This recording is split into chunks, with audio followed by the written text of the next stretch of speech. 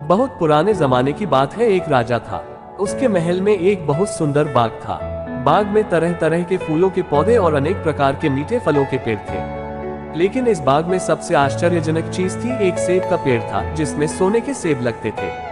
राजा ने इस पेड़ की देखभाल का खास इंतजाम कर रखा था। जब इसके फल पकते थे तो चौकीदार रात दिन पेड़ का पहरा दिया करते थे ताकि कोई सोने का सेब चुराकर न ले जाए।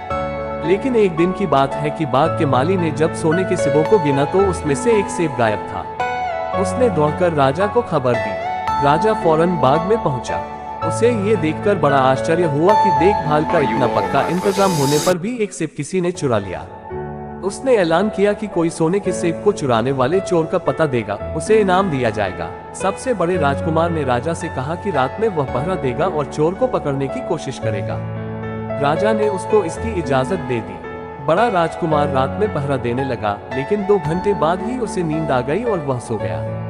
सुबह उठकर जब उसने सेबों को गिना तो वह देखकर चकित रह गया कि रात भर में एक और सेब गायब हो गया था। इसके बाद दूसरी रात को मंझले राजकुमार ने पहरा देने का काम संभाला। उसे भी नींद आ गई और तीसरा सेब चोरी हो गया। राजा बहुत चिंतित था। दरबारियों की भी समझ में नहीं आ रहा था कि क्या किया जाए। सब लोग उदास बैठे थे कि इतने में सबसे छोटा राजकुमार आया और उसने कहा कि आज की रात मैं पहरा दूंगा और चोर को पकड़ूंगा। राजा इस राजकुमार से खुश नहीं रहता था। वह उसे मूर्ख भी मानता था।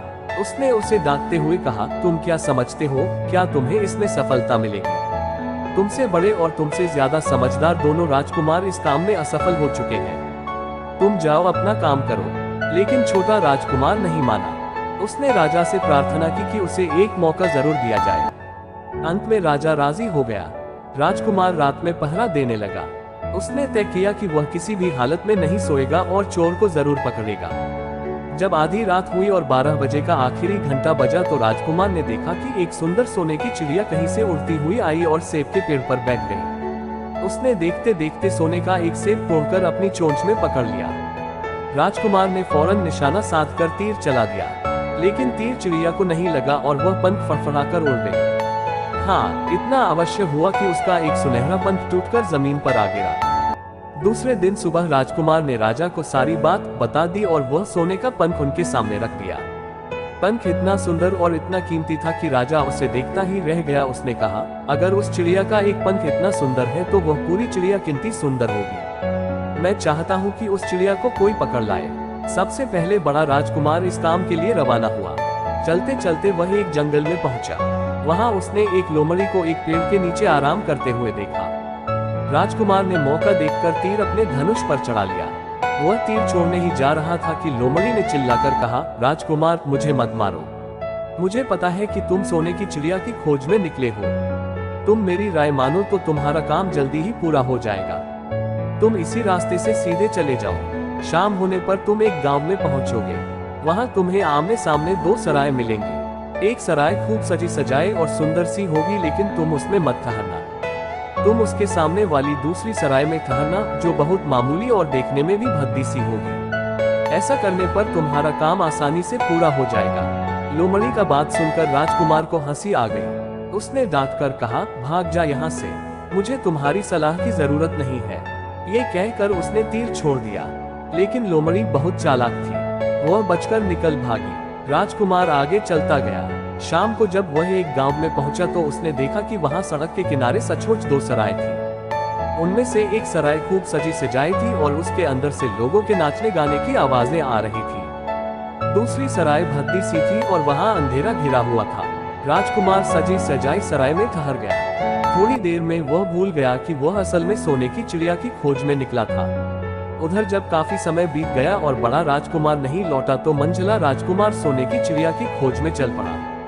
वह भी उसी तरह चलते चलते जंगल में पहुंचा तो वही लोमड़ी उसे भी मिली। इस राजकुमार ने भी लोमड़ी की बात पर कोई ध्यान नहीं दिया। जब वह शाम को उस गांव में पहुंचा तो बड़े राजकुमार की तरह सजी सजाई सराय में ठहरा। वहां के नाच रंग में मस्त होकर वह भी अपना काम भूल गया। यहाँ तक कि उसे घर लौटने की भी सुध न रही। अंत में सबसे छोटे राजकुमार ने राजा से कहा कि मैं सोने की चिड़िया की खोज में जाऊंगा।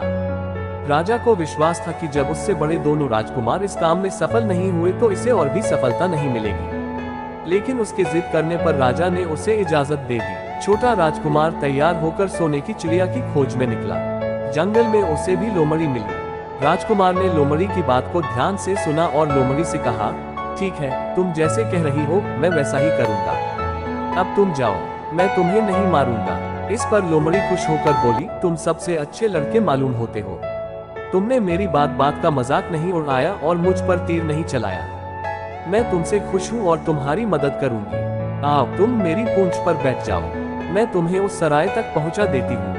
देखते देखते लोमड़ी की पूंछ काफी बड़ी हो गई और राजकुमार उस पर बैठ गया। उसके बैठते ही लोमड़ी हवा में उड़ने लगी और थोड़ी ही देर में मैदानों और पहाड़ों को पार करके उसी गांव में जा पहुंची। राजकुमार ने उसकी सलाह को मानकर छोटी और पुरानी सराय में ही डेरा डाल दिया। वह दूसरी सजी सजाई सराय से दूर ही रहा।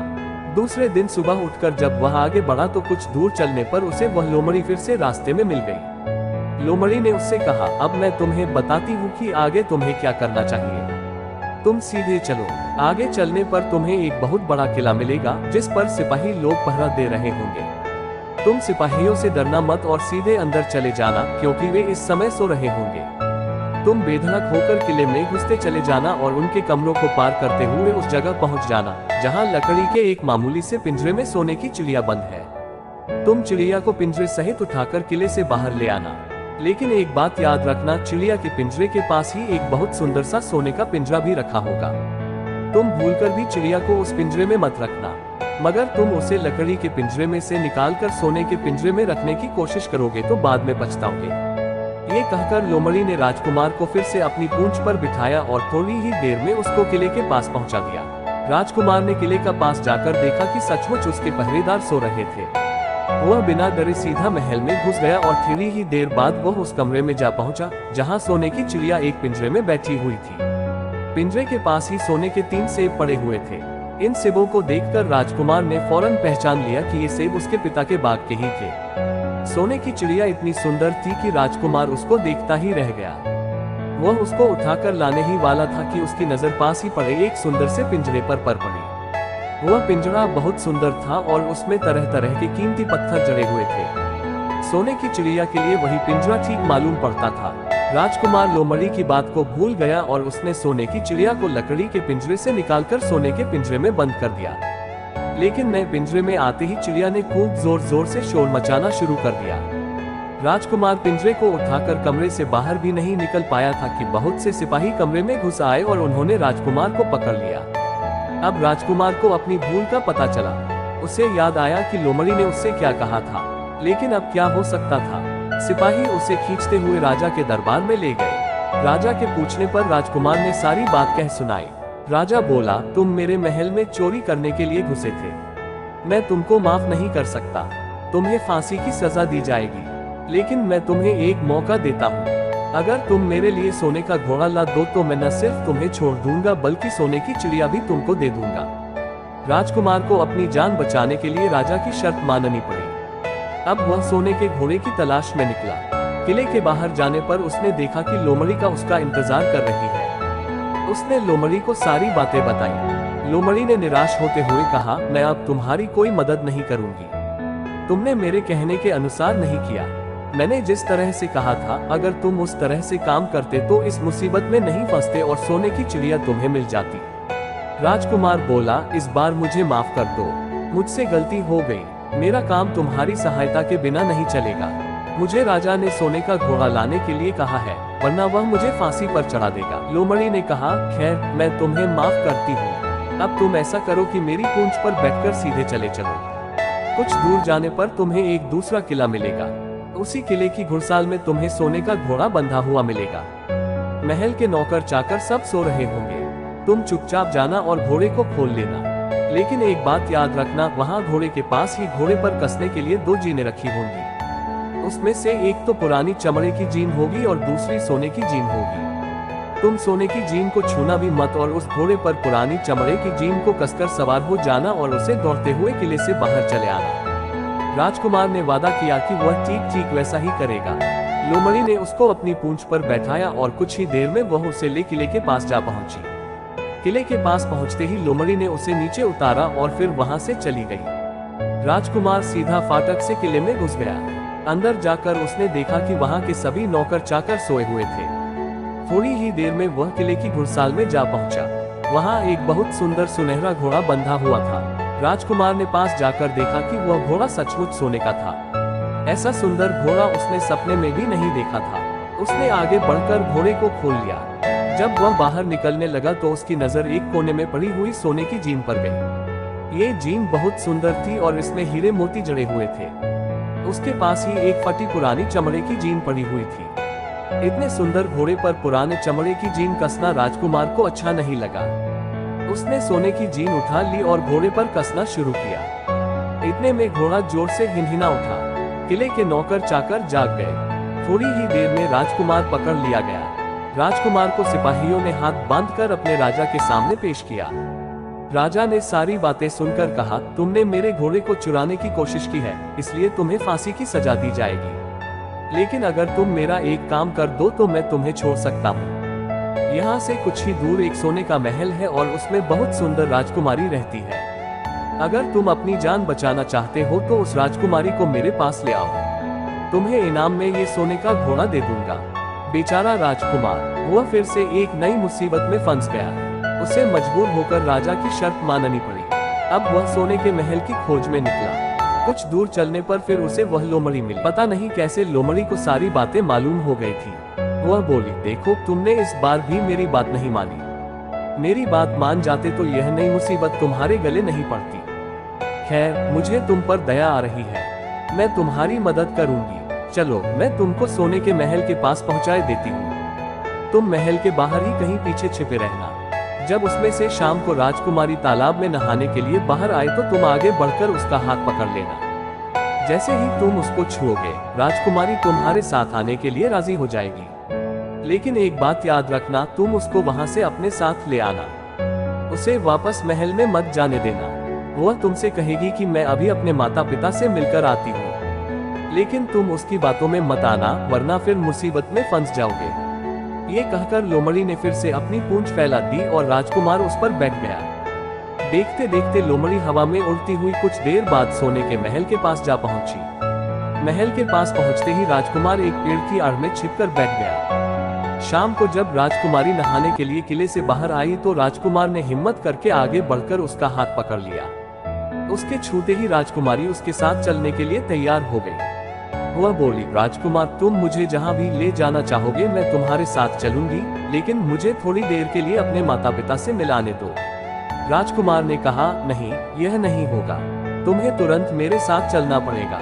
लेकिन राजकुमारी रोने लगी। इतनी सुंदर राजकुमारी को रोते देखकर राजकुमार का मन पिघल गया। अंत में वह राजी हो गया और बोला, जाओ, थोड़ी देर के लिए माता पिता से मिलाओ, लेकिन फिर तुरंत बाहर चली आना। लेकिन राजकुमारी ने जैसे ही किले में पैर रखा, किले के पहरेदार जाग गए और उन्होंने राजकुमार को पकड़ लिया। राजकुमार बहुत पछताया, लेकिन अब क्या हो सकता था। सिपाहियों ने उसे अपने राजा के सामने पेश किया। राजा बहुत निराश था। उसने उसी वक्त हुक्म दिया, इस राजकुमार को फौरन फांसी पर चढ़ा दिया जाए। ये सुनकर राजकुमार रोने गिड़गिड़ाने लगा। इस पर राजा ने थोड़ी देर विचार करने के बाद कहा, मैं अपनी आज्ञा वापस नहीं ले सकता, लेकिन अगर तुम मेरा एक काम कर दो तो तुम्हारी जान बच सकती है। हमारे किले के ठीक सामने ये जो बड़ा पहाड़ है, इसके कारण हमारे किले की सुंदरता नष्ट होती है। अगर तुम 8 दिन में इस पहाड़ को खोदकर साफ कर दो तो हम तुम्हें क्षमा कर देंगे और राजकुमारी का विवाह तुम्हारे साथ कर देंगे। राजकुमार किले के बाहर आकर पहाड़ को देखने लगा। उसके हाथ में एक छोटी सी कुदाली थी। उसकी समझ में नहीं आ रहा था कि इतना बड़ा पहाड़ 8 दिन में वह कैसे खोद सकेगा। फिर भी उसे अपनी जान तो बचानी ही थी, इसलिए वह पहाड़ खोदने लगा। धीरे धीरे 7 दिन बीत गए। इतने दिन तक लगातार खोदने पर भी पहाड़ का सिर्फ एक कोना ही खोद सका। वह दुखी होकर बैठ गया। उसे अब अपने पर बहुत अधिक क्रोध आ रहा था। वह मन में कहने लगा कि अगर मैंने लोमड़ी की बात मान ली होती तो कितना अच्छा होता। लोमड़ी ने मुझको हर बार ठीक सलाह दी और मैं हर बार उसका कहना न मानकर नई से नई मुसीबत में फंस जाता हूँ। राजकुमार इस तरह सिर झुकाए बैठा था कि अचानक उसे अपने पैरों के पास लोमड़ी की पूंछ हिलती दिखाई दी। उसने नजर उठाकर देखा, सचमुच वही लोमड़ी खड़ी थी। लोमड़ी ने मुस्कुराते हुए कहा, क्यों, क्या हाल है?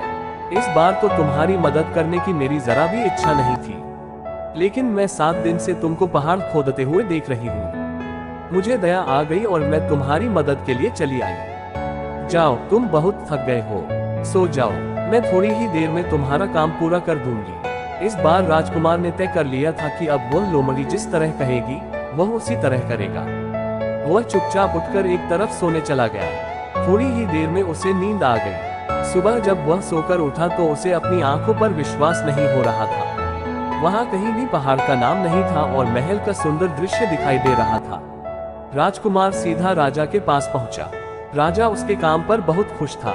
उसने तुरंत अपने वादे के अनुसार राजकुमारी के साथ उसका विवाह कर दिया। जब राजकुमार उस सुंदर राजकुमारी के साथ कुछ दूर चला तो उसे रास्ते में फिर वही लोमड़ी मिली। लोमड़ी बोली, बधाई हो राजकुमार, राजकुमारी के साथ तुम्हें देखकर मुझे बड़ी खुशी हो रही है, लेकिन अब तुम्हें सोने का घोड़ा और सोने की चिड़िया भी प्राप्त करनी चाहिए, क्योंकि वे दोनों चीजें तुम्हारे ही लायक हैं और तुम उन्हें आसानी से प्राप्त कर सकते हो। राजकुमार बोला, लेकिन भला मुझे सोने का घोड़ा और सोने की चिड़िया कैसे मिल सकती है? मैं तो इस राजकुमारी को भी उस राजा के लिए ले जा रहा हूँ। लोमड़ी ने कहा, नहीं, तुम ऐसा काम कभी मत करना। इस राजकुमारी के साथ तुम्हारा विवाह हुआ है और यह अब तुम्हारी ही है। अगर तुम मेरे कहने के अनुसार काम करो तो तुम्हें सोने का घोड़ा और सोने की चिड़िया भी मिल सकती है। तुम पहले इस राजकुमारी को लेकर सोने के घोड़े वाले राजा के पास जाओ। राजा खुश होकर तुमको सोने का घोड़ा दे देगा। तुम घोड़े पर सवार हो जाना और सवार होकर सबसे विदा लेना। राजकुमारी से तुम सबसे बाद में विदा लेना। जैसे ही तुम राजकुमारी के पास पहुंचो, तुम उसे हाथ से पकड़कर घोड़े के ऊपर खींच लेना और घोड़े को दौड़ा देना। सोने का घोड़ा इतना तेज दौड़ता है कि दुनिया का तेज से तेज घोड़ा भी उसकी बराबरी नहीं कर सकता। जाओ, तुम पहले इतना काम पूरा करो, इसके बाद आगे का काम मैं तुम्हें बाद में बताऊंगी। मैं तुम्हें वहां रास्ते में मिलूंगी। राजकुमार ने ठीक वैसा ही किया जैसा लोमड़ी ने उससे कहा था। जब सोने के घोड़े वाले राजा ने खुश होकर उसे इनाम में सोने का घोड़ा दिया तो राजकुमार उस पर सवार हो गया और उससे विदा लेने लगा। अंत में वह राजकुमारी को उठाकर घोड़े को तेजी से दौड़ाता हुआ किले से बहुत दूर निकल आया। रास्ते में एक पेड़ के नीचे लोमड़ी उसका इंतजार कर रही थी। उसे देखकर लोमड़ी बोली, शाबाश, अब तुम सोने की चिड़िया भी प्राप्त कर लो। जब तुम सोने की चिड़िया वाले राजा के पास पहुंचोगे तो वह इस घोड़े को देखकर बहुत खुश होगा। तुम उससे कहना कि पहले सोने की चिड़िया का पिंजरा मेरे हाथ में दे दो, तब मैं ये घोड़ा तुमको दूंगा। जब वह पिंजरा तुम्हारे पास लाए तो तुम पिंजरा उसके हाथ से छीन लेना और घोड़े को दौड़ा देना। बस ऐसे चिड़िया तुमको मिल जाएगी और कोई तुम्हें पकड़ भी नहीं सकेगा। इस बार भी राजकुमार ने ठीक वैसा ही किया। वह राजकुमारी के साथ ही घोड़े पर बैठा रहा और जब राजा ने उसके हाथ में सोने की चिड़िया का पिंजरा दिया तो उसने देखते देखते एड़ मार दी और सोने का घोड़ा हवा से बातें करने लगा। कुछ दूर चलने पर लोमड़ी उससे मिली। राजकुमार ने उससे कहा, तुमने मेरी बड़ी मदद की है। तुम्हारी वजह से मुझे न सिर्फ सोने की चिड़िया मिली बल्कि सोने का घोड़ा और इतनी सुंदर राजकुमारी भी मिल गई। बताओ, मैं तुमको क्या इनाम दूं? मैं तुमको कुछ न कुछ जरूर देना चाहता हूँ। लोमड़ी ने कहा, अगर तुम खुश हो तो मेरा एक काम कर दो। तुम एक तीर चलाकर मुझे मार दो। इस समय तुम यही सबसे बड़ा काम मेरे लिए कर सकते हो। राजकुमार ने कहा, भला ये कैसे हो सकता है? तुमने मेरी इतनी मदद की और मैं बदले में तुम्हें मार दूं। मुझसे यह नहीं होगा। ये सुनकर लोमड़ी बड़ी दुखी हुई और बोली, अगर तुम मेरा ये काम नहीं कर सकते तो फिर ठीक है, जाओ। लेकिन मैं तुम्हारी भलाई के लिए ही कह रही हूँ कि तुम दो बातें जरूर याद रखना। एक तो तुम किसी कुएं की दीवार पर मत बैठना और दूसरे तुम ऐसे लोगों के लिए धन मत खर्च करना जिन्हें फांसी मिलने वाली हो। राजकुमार बोला, भाई तुम भी अजीब हो, तुम्हारी बातें मेरी समझ में ही नहीं आती। भला मैं कभी कुएं की दीवार पर क्यों बैठूंगा और ऐसे आदमियों पर धन क्यों खर्च करूंगा जिनको फांसी दी जाने वाली हो। लेकिन लोमड़ी ने उसकी बात का कोई जवाब नहीं दिया और अलविदा कहकर वहां से चली गई। राजकुमार सोने का घोड़ा दौड़ता हुआ आगे बढ़ा। राजकुमारी उसके साथ ही बैठी हुई थी और सोने की चिड़िया का पिंजरा उसके हाथ में था। कुछ ही देर में राजकुमार उस छोटे गांव में जा पहुंचा जिसमें वे दोनों सराय थी। गांव के लोग और खास तौर से बच्चे उसको देखने के लिए बाहर निकल आए। सोने के घोड़े पर इतने सुंदर राजकुमार के साथ बैठी एक राजकुमारी को देखकर सभी लोग चकित थे। इतने में राजकुमार ने देखा कि गांव के बगीचे में एक जगह बहुत से लोग जमा हैं और कुछ शोर हो रहा है। राजकुमार के पूछने पर लोगों ने बताया कि वहां दो आदमियों को फांसी देने की तैयारी हो रही है। राजकुमार उधर ही चल पड़ा। वहां पहुंचने पर उसने पहचान लिया कि जिन आदमियों को फांसी दी जाने वाली थी वे और कोई नहीं बल्कि उसके ही भाई थे। वे लोग तब से उसी सजी सजाई सराय में रह रहे थे और तरह तरह के बुरे काम करते थे। वे जुआ भी खेलते थे और जुए में बहुत सा धन हार चुके थे। उन्होंने लोगों से बहुत सा रुपया भी उधार लिया था। इन्हीं सब बातों से चिढ़कर अब गांव वाले उन्हें फांसी पर चढ़ाने जा रहे थे। राजकुमार भला ये कैसे होने देता। उसने लोगों से कहा कि मुझसे रुपया ले लो और इन लोगों को छोड़ दो। उसके बहुत कहने सुनने पर लोग राजी हो गए और उन्होंने उन दोनों आदमियों को रिहा कर दिया। राजकुमार अपने भाइयों को छुड़ाकर आगे चला। कुछ दूर चलने पर जंगल में उन्हें एक कुआं दिखाई दिया। इस पर राजकुमार के कुछ देर कुएं के पास आराम करते हैं। वहां ठंडा पानी पीने के बाद हम लोग आगे चलेंगे। राजकुमार राजी हो गया। अब तक वह ये भी भूल चुका था कि लोमड़ी ने विदा होते समय उससे क्या कहा था। वह घोड़े से उतरकर कुएं की दीवार पर बैठ गया और आराम करने लगा। उसके दोनों भाइयों ने मौका देखकर उसे कुएं में धकेल दिया। इसके बाद उन्होंने घोड़े पर राजकुमारी को डाला और सोने की चिड़िया का पिंजरा उठाया और वहां से चलते बने। कुछ ही देर में वे लोग अपने राज्य में लौट आए। घर लौटकर उन्होंने राजा से कहा, हम लोग सोने की चिड़िया को पकड़ लाए हैं। इसी चिड़िया ने हमारे बाग में से सोने के सेब चुराए थे। इसके साथ ही हम एक ये सोने का घोड़ा और राजकुमारी भी लाए हैं। राजा बहुत खुश हुआ। सारे राज्य के लोग खुशियां मनाने लगे, लेकिन राजकुमारी खुश नहीं थी। वह बराबर रोती रहती थी। उसने खाना पीना छोड़ दिया। यही नहीं, घोड़े ने भी दाना पानी बंद कर दिया और सोने की चिड़िया भी उदास रहने लगी। राजा ने बहुत कोशिश की, लेकिन न तो वह राजकुमारी खुश हुई और न सोने के घोड़े और सोने की चिड़िया ने दाना खाना शुरू किया। उधर छोटा राजकुमार कुएं में गिर गया था, लेकिन वह मरा नहीं। कुआं बहुत गहरा था, लेकिन उसमें पानी बहुत थोड़ा था। वह कुएं में बैठा बैठा अपने भाग्य को कोसता रहा। अब उसे फिर उसी लोमड़ी की याद आई और वह पछताने लगा कि अगर मैंने उसका कहना मान लिया होता तो मैं मुसीबत में न फंसता।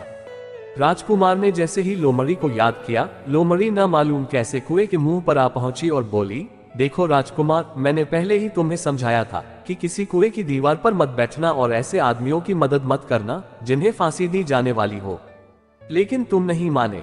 खैर चलो, अब आखिरी बार मैं फिर तुम्हारी मदद किए देती हूँ। लो मेरी पूंछ पकड़कर कुएं से बाहर निकल जाओ।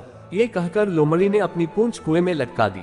देखते देखते पूंछ इतनी लंबी हो गई कि कुएं के पेंडे में पड़े राजकुमार के पास तक जा पहुंची। राजकुमार उसे पकड़कर कुएं से बाहर निकल आया। लोमड़ी ने उससे कहा, जाओ अब तुम अपने घर जाओ, लेकिन जरा होशियार रहना, तुम्हारे भाई तुम्हारी जान के दुश्मन हैं। वे लोग जरूर तुमको ढूंढ रहे होंगे। राजकुमार घर की ओर चल पड़ा। अपने राज में पहुंचने पर उसे एक भिखारी मिला।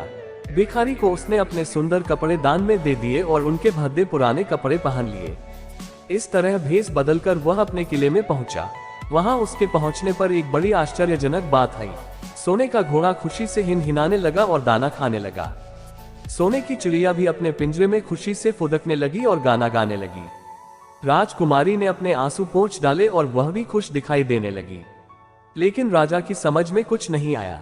उसने राजकुमारी से इसका कारण पूछा तो वह बोली, मैंने तो पहले ही आपको सारी कहानी बता दी थी। आपके बड़े और मंझले राजकुमार ने छोटे राजकुमार के साथ धोखा किया है। इन्होंने आपको भी धोखा दिया है, लेकिन अब आपका छोटा राजकुमार यहाँ पर आ पहुंचा है, इसीलिए मुझे बहुत खुशी हो रही है। उसी के साथ मेरी शादी हुई है और मैं उसके साथ ही सुखी रह सकती हूँ। फिर उसने मैले कुचैले कपड़े पहने एक आदमी की ओर इशारा करते हुए कहा, वह रहा आपका छोटा राजकुमार। राजा ने भी अपने छोटे लड़के को पहचान लिया। अब राजा ने अपने छोटे बेटे के बारे में अपने विचार बदल दिए। अब वह उसको बहुत समझदार और बहादुर मानने लगा और उससे बहुत अधिक प्यार करने लगा। उसने उसको राजगद्दी पर बिठाने का निश्चय किया। बड़े और मंझले राजकुमार ने अपने छोटे भाई को ही धोखा नहीं दिया था, बल्कि राजा को भी धोखा दिया था। इससे राजा उनसे बहुत नाराज था। उसने उन दोनों को अपने राज्य से निकलवा दिया। इसके बाद बड़ी धूमधाम के साथ राजकुमारी के साथ राजकुमार का विवाह हुआ और दोनों सुख से रहने लगे। लेकिन राजकुमार उस लोमड़ी को नहीं भूला था जिसने उसकी सहायता की थी। एक दिन समय निकालकर वह जंगल में उस लोमड़ी की खोज में निकला। बहुत ढूंढने के बाद एक पेड़ के खोखले भाग में उसने उस लोमड़ी को चुपचाप बैठे हुए देखा। लोमड़ी बहुत उदास थी और पहले से बहुत ज्यादा दुबली भी हो गई थी। राजकुमार को देखते ही लोमड़ी ने उसे पहचान लिया और कहा, आह कहो राजकुमार, आज इधर कैसे भूल पड़े। राजकुमार ने कहा, मैं आज तुम्हें ही ढूंढने के लिए आया हूँ। चलो मेरे बाग में आराम से रहना, वहां तुम्हें किसी तरह की तकलीफ नहीं होगी। यहाँ तो जंगल में तुम्हें खाने पीने की तकलीफ होती होगी और जंगली जानवरों और शिकारियों का डर बना रहता होगा। लोमड़ी ने कहा, नहीं राजकुमार, मैं यहाँ ठीक हूँ, और भला अब तुम्हें मेरे डेक से क्या लेना देना। तुम्हारा काम निकल गया, अब तुम सुख से अपने राज में रहो। राजकुमार बोला, नहीं, तुमने मेरा बड़ा उपकार किया है, मैं तुम्हें इनाम देना चाहता हूँ और अपने साथ ही रखना चाहता हूँ। राजकुमारी भी बहुत खुश होगी, वह भी तुमसे मिलना चाहती है। लोमड़ी बोली, अगर तुम सचमुच मुझे इनाम देना चाहते हो तो मेरा एक काम कर दो।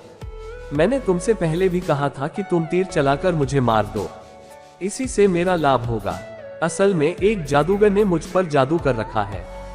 मैं लोमड़ी नहीं हूँ, मुझे उसके जादू के प्रभाव से लोमड़ी के रूप में रहना पड़ रहा है। मैं तो उसी देश का राजकुमार हूँ जहाँ की राजकुमारी से तुम्हारा विवाह हुआ है। असल में वह राजकुमारी मेरी छोटी बहन है।